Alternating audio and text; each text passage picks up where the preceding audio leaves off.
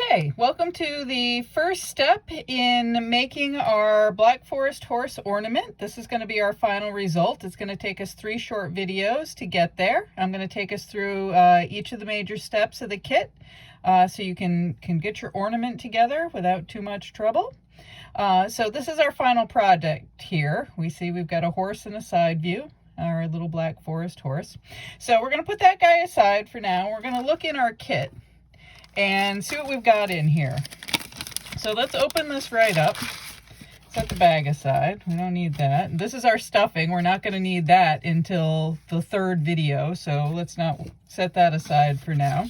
And then inside here we have our circles and our embroidery floss and our needle, a little baggie that has all of our little parts that are going to make our horse face, a little piece of material that we're going to need for ironing, and then our instruction sheet.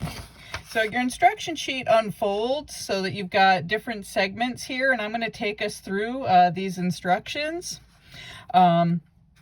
Your key items are going to be the step-by-step instructions, so this will help refresh your memory when you're not directly watching the video. This shows us which pieces we need to put in place to make our horse face. And it looks a little bit more complicated than perhaps it really is. So that's what we're going to be covering in our first video, is going through how to lay out our parts of our Black Forest horse. So, and you can also use the picture that you have here to try to guide you along in that process. But I think the parts will become pretty obvious as we go through that. So I'm just going to fold this back for now and put my little horse face up there. Put my little ironing piece of fabric aside.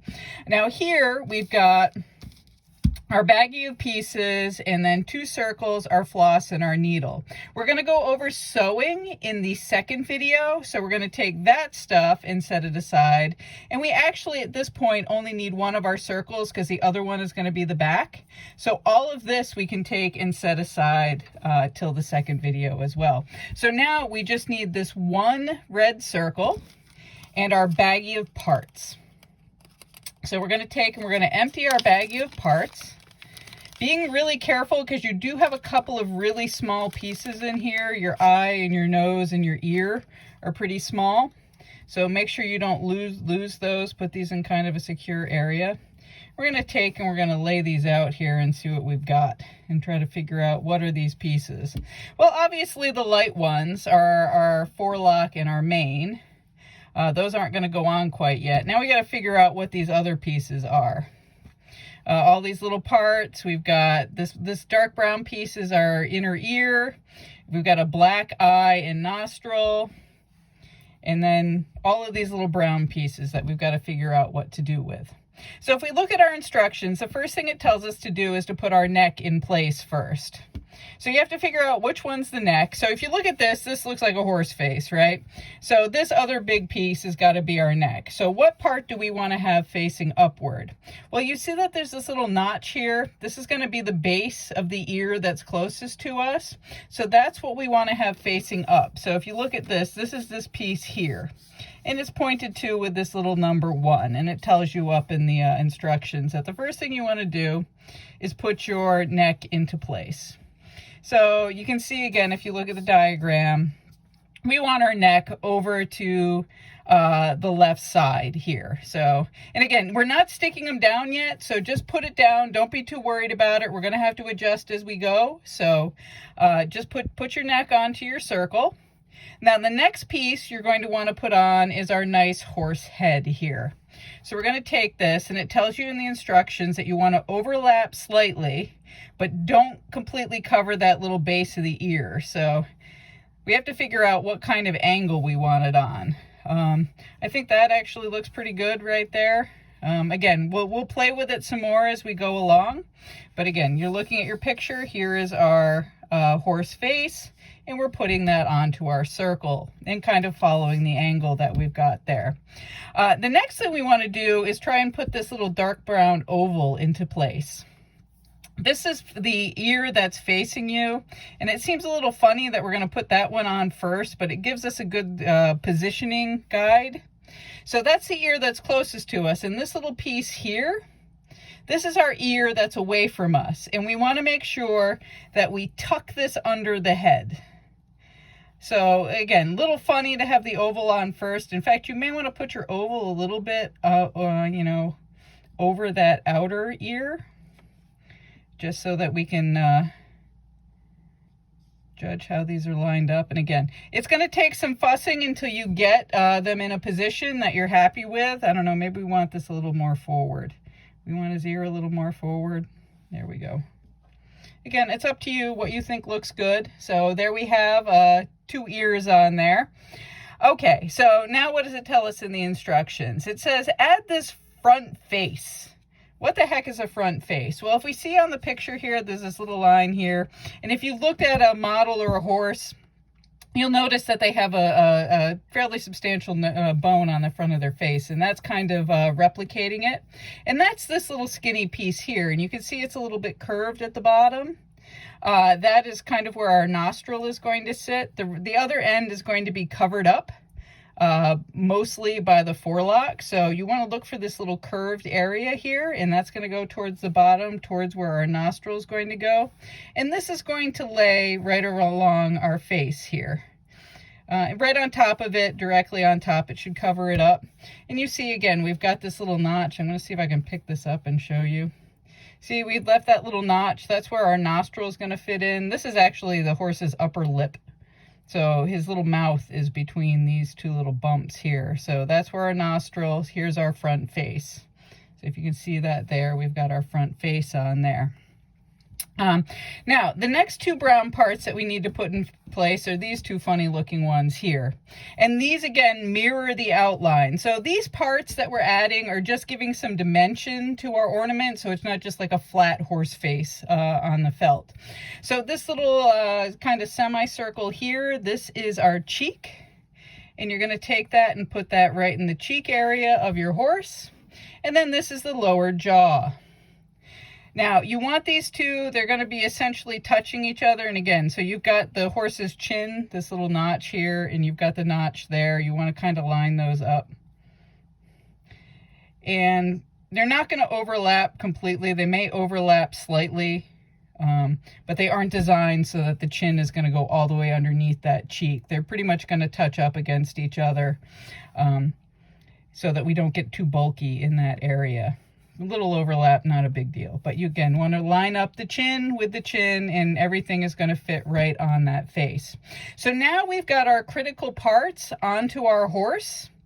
At this point, we want to go and iron these in place before we put on our eyes, nose, mane, and forelock. Because what ends up happening is that the more you touch the felt, the more it sticks to your fingers, particularly if your fingers are dry, and stuff starts moving on you, and that is annoying.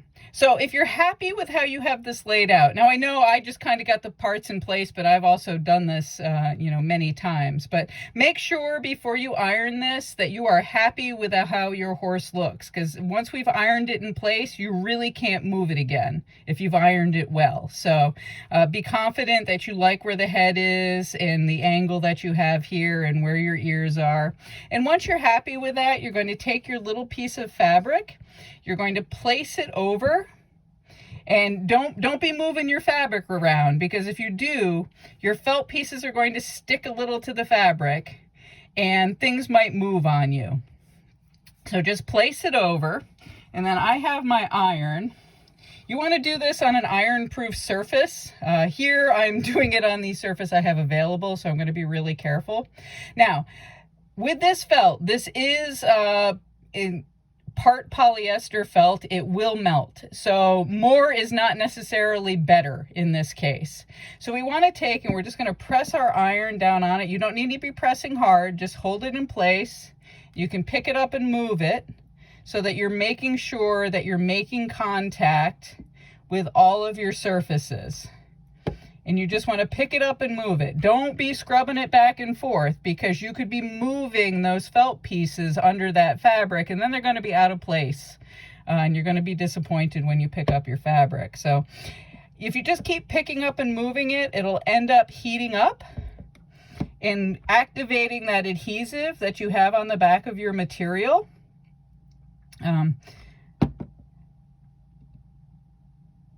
And let's see how we're doing. So you're going to want to stop and see what you've got. Oh, I can already see when I picked up my fabric, it was still moving. So we are not ironed in place.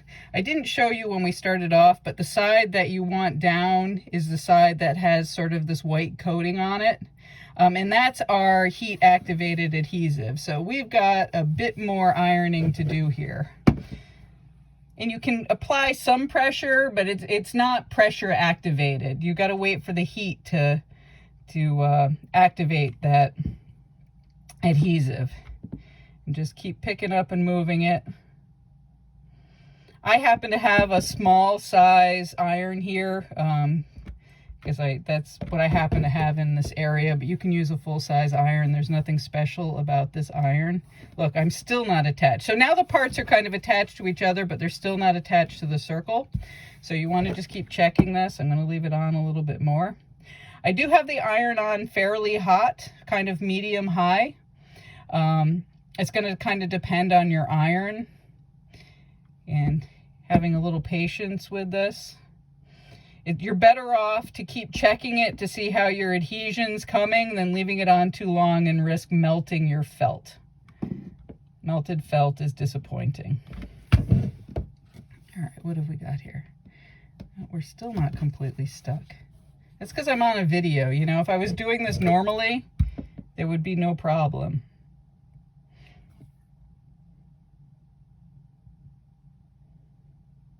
All right. Okay. All right, so once you have those ironed in place, now we're going to want to add our extra details. So we can take and put our main in place. So again, this is harder to see which side has got the adhesive on. It was pretty obvious with the brown because you've got kind of that white haze to it, but you can't see that as well on the off-white. You can feel it though. If you rub this between your fingers, you can feel the side that has the sticky surface on it. So you want to be placing that down, plus it really only works one way on your main, your neck here. So we're going to put that over our neck. There's our main. Our little forelock, the orientation for this, we have this little flyaway going upwards, little wind in his forelock. I'm going to put that there, and you want it up kind of so the base of it is between those ears, you know, just so probably a little bit in front of our brown oval there. Then we're going to take and put our nostril in place. So you have that little, and again, I'm going to try to pick this up. You kind of have a little curve there. It's not going to fit it perfectly, but that's where you want to nestle it in there. So take and put your little nostril in there. And then your eye placement is really important because your horse can end up looking pretty funny if you put the eye in the wrong place. So like if we put it down here, that's kind of funny, right? His eye is way too low. Or if we put it up here, who has an eye up there? So you want to find a place and keep moving it until you're happy with that placement. Again, the picture is going to help you out with where you want that eye to go, but also your own personal, you know, preference there. But we want to be, you know, upper third, upper third both ways. So third of the way here, third of the way there, and you have your eye in place. So then we're going to go ahead and we're going to put our scrap over the top again, and we're going to iron it again. So you're going to hold this in place, and again, this iron that I have here, I don't think I have quite hot enough for our purposes. Hang on a sec here. I'm going to heat it up a little bit more, and again, you're going to pick up and you're going to place and iron it in place. It's going to take a minute for this to heat up, so we may not end up with a perfectly adhered version here in the video. But when you're done, everything should be well stuck to this circle. So it should stick. It's going to hold it in place while you do your sewing. I suppose if you really wanted to cheat, you don't necessarily have to sew it because the adhesive will hold it to a certain degree.